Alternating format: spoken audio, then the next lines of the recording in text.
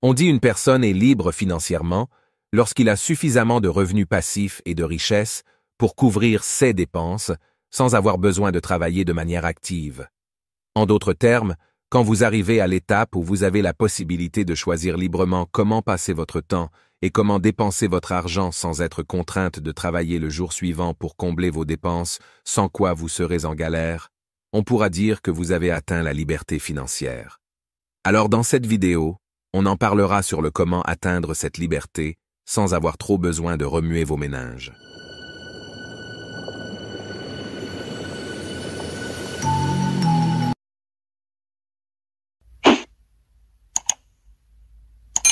Maintenant que vous savez de quoi s'agit-il quand on parle de liberté financière, alors la première chose à faire pour atteindre cette liberté financière est de bâtir une entreprise, peu importe qu'elle est de petite taille ou de grande taille.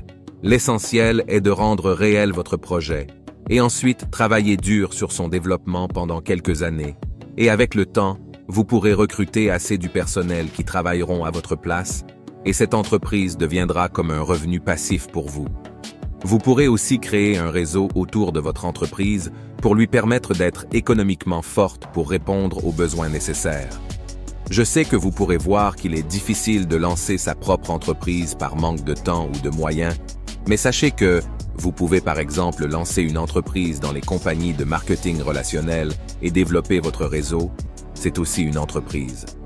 Dès lors que vous franchissez la première étape, nous pouvons maintenant parler de la deuxième chose à faire, qui consiste à pratiquer un système de réinvestissement des revenus de l'entreprise, à développer et à améliorer les conditions de l'évolution de votre entreprise. Par exemple, réinvestir dans les compétences de l'équipe du travail, dans l'amélioration des services et du cadre de travail.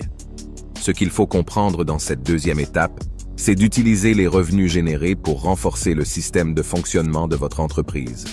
Maintenant que vous avez une source de revenus solide, nous pouvons parler de la troisième chose à faire pour atteindre votre liberté financière qui est d'investir dans d'autres actifs pour booster une fois encore votre état financier, c'est-à-dire créer d'autres sources génératrices de revenus.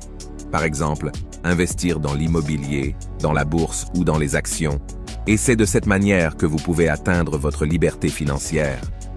Nous voilà alors à la fin de cette vidéo. Et je suis convaincu que si vous appliquez ces 3 stratégies, vous ne serez plus la même personne financièrement.